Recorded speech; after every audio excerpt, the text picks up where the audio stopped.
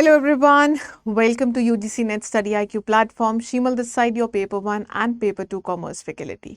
आज का सेशन उन सभी स्टूडेंट्स के लिए हैं जो ये जानना चाहते हैं कि मैम इस री एग्ज़ाम जो अगस्त में हो रहा है 21 अगस्त से 4 सितंबर तक, इसका क्या एक्सपेक्टेड कट ऑफ रहने वाला है। अब वैसे तो जो एक्सपेक्टेड कट ऑफ है वो डिफरेंट रहता है डिफरेंट सब्जेक्ट्स के लिए, चाहे अभी आपका हिंदी, एजुकेशन, साइकोलॉजी की बात की जाती है, ठीक है, या फिर वेरियस अदर सब्जेक्ट्स की बात की जाती है। तो आज 30 अगस्त तक आपके एग्ज़ाम्स ऑलरेडी कंडक्ट हो चुके हैं, रह गए हैं आपके कुछ exam, that is 2nd, 3rd और 4th of September. Basically commerce, management और पॉलिटिकल साइंस स्टूडेंट्स के जो एग्ज़ाम है वो रह गए हैं। बट उनके मन में भी ये सवाल आता होगा कि मैम क्या एक्सपेक्टेड कट ऑफ रहने वाला है। तो आज का सेशन आपके अभी तक जितने भी एग्ज़ाम हो चुके हैं 21 अगस्त से लेकर आपके 30 अगस्त तक, उनके एनालिसिस के बेसिस पे है कि क्या हमारा जो एक्सपेक्टेड कट ऑफ है वो जा सकता है। अब बेसिकली जो आपका एक्सपेक्टेड कट ऑफ है वो डिपेंड करता है कि आपके पेपर का जो लेवल है वो क्या आया है, ईजी आया है, मॉडरेट आया है या फिर डिफ़िकल्ट आया है। तो आज के इस सेशन में हम डिस्कस करने वाले हैं कि क्या लेवल था और उसी हिसाब से हम आपको ये बताएंगे कि इस एग्ज़ाम के बेसिस पे आपको क्या मिल सकता है, आपका नेट क्लियर होने वाला है या फिर आपका जेआरएफ क्लियर होने वाला है। तो यहाँ पे अगर मैं बात करूँ कि आपके एग्ज़ाम का क्या डिफ़िकल्टी लेवल था, मैम वो ईजी था, मॉडरेट था या फिर डिफ़िकल्ट था। सबसे पहले मैं बात करती हूँ आपके पेपर 1 की। तो पेपर 1 का जो हमारे बच्चे जो एग्ज़ाम देकर आए हैं, अगर मैं उनकी रिव्यू की बात करूं तो वो जो लेवल था वो इजी से मॉडरेट का था। क्वेश्चंस वहीं से आए जहां से आपको बताए जा रहे थे। जैसे लॉजिकल इक्विवेलेंट में मैंने आपको 5 ऐसे टॉपिक्स बताए थे कि यही क्वेश्चन पूछा जाएगा, वहीं से आया। पीपल डेवलपमेंट एनवायरनमेंट में जो पॉल्यूटेंट्स हमने बताए थे वहीं से क्वेश्चन पूछे गए हैं, ठीक है। कम्युनिकेशन आपका थोड़ा बहुत क्या है, अनप्रिडिक्टेबल आ रहा है, और ये पिछले कुछ ईयर से क्या है, अनप्रिडिक्टेबल भी ही आ रहा है। रीडिंग कॉम्प्रिहेंशन आपका ईजी आया है। तो जिन्होंने तो तैयारी अच्छे से की थी उनके लिए जो पेपर 1 का लेवल था कंपैरेटिवली पिछले एग्जाम से क्या है, थोड़ा बेहतर था। और वहीं जिनकी तैयारी थोड़ी बहुत कम थी उनको भी क्या है, मॉडरेट लेवल का जो पेपर 1 है वो लगा था। अब बात करते हैं आपका जो पेपर 1 का लेवल इजी से मॉडरेट था, मतलब आप जो स्कोर कर सकते हैं वो अप्रॉक्सीमेटली 30 से 40 के बीच में कर पा रहे हैं आराम से, है ना।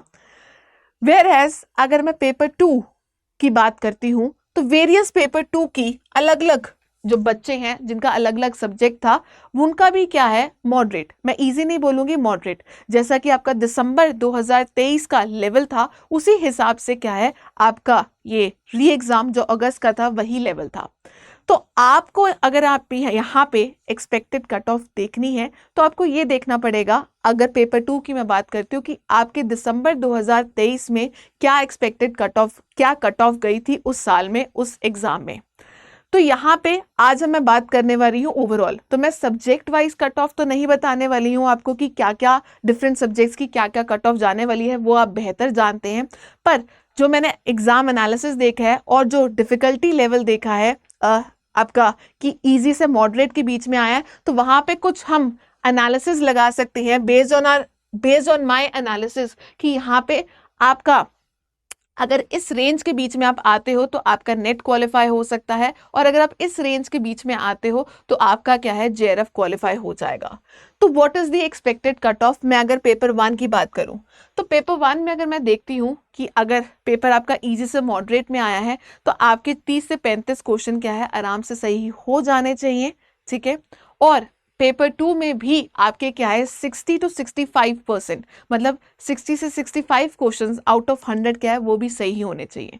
तो अगर आप नेट क्वालिफाई करना चाहते हैं, ठीक है, नेट क्वालिफाई करना चाहते हैं, और क्योंकि पेपर का लेवल मैं मॉडरेट ही मान रही हूँ, नेट क्वालिफाई करना चाहते हैं, तो जो भी स्टूडेंट्स हैं वो क्या है 50 से 59% के बीच में उनको लग रहा है कि भाई हमारे 55 से 60% सही क्वेश्चन हुए हैं, 100 में से 60 क्वेश्चन सही हुए हैं, या 50 में से 30 क्वेश्चन, है ना। क्योंकि आपको पता है कि यहाँ पे बेसिकली क्या है, आपको 50 क्वेश्चंस देखने को मिलते हैं।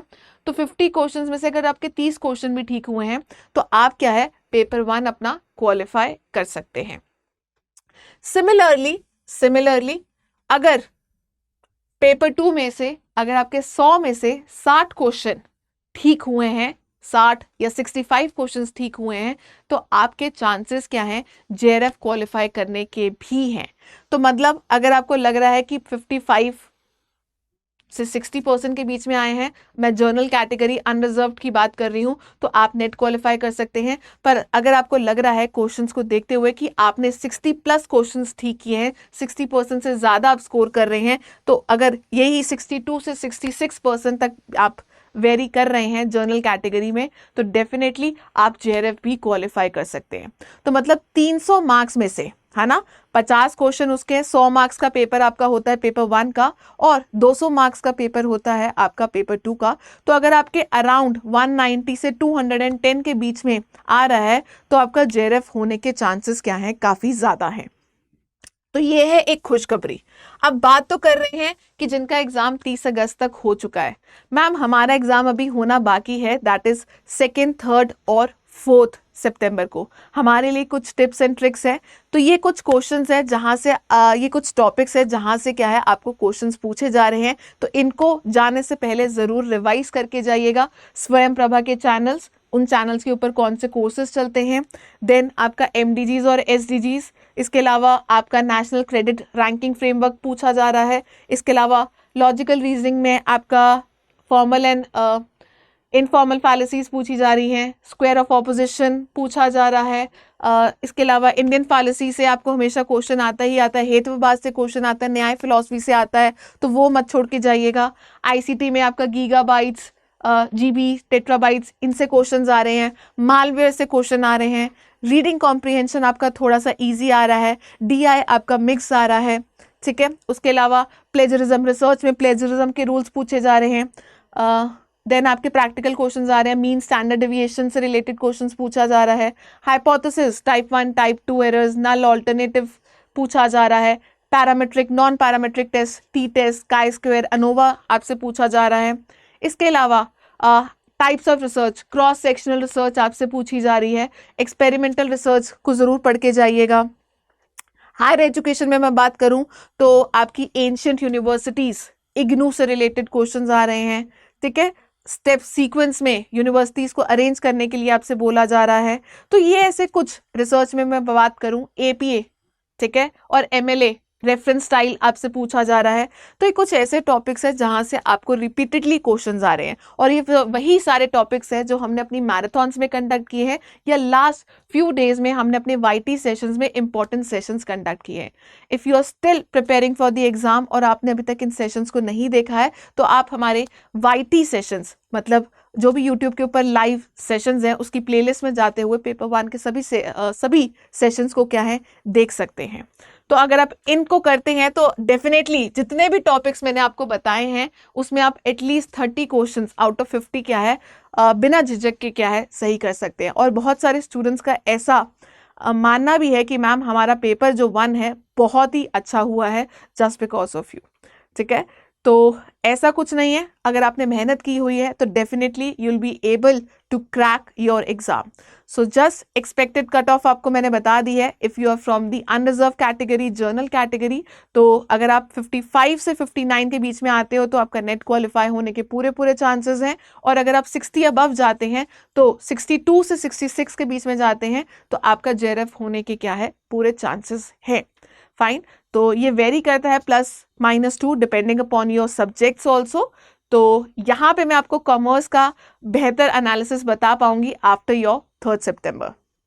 तो आई होप सो आपको ये छोटा सा जो सेशन है वो इंफॉर्मेटिव एंड यूजफुल लगा होगा। If yes, don't forget to like this session, and if you are new to this platform, do join our, do subscribe to our channel, right, and do comment me कि आपके after your exam या जब भी आपकी जो provisional answer keys आती हैं तो आपके कितने परसेंटेज आते हैं, ताकि हम एनालिसिस लगा सके कि based on that provisional answer keys आपकी परसेंटेज कितनी आती है और क्या चांसेस हैं ऑफ योर नेट या फिर JRF।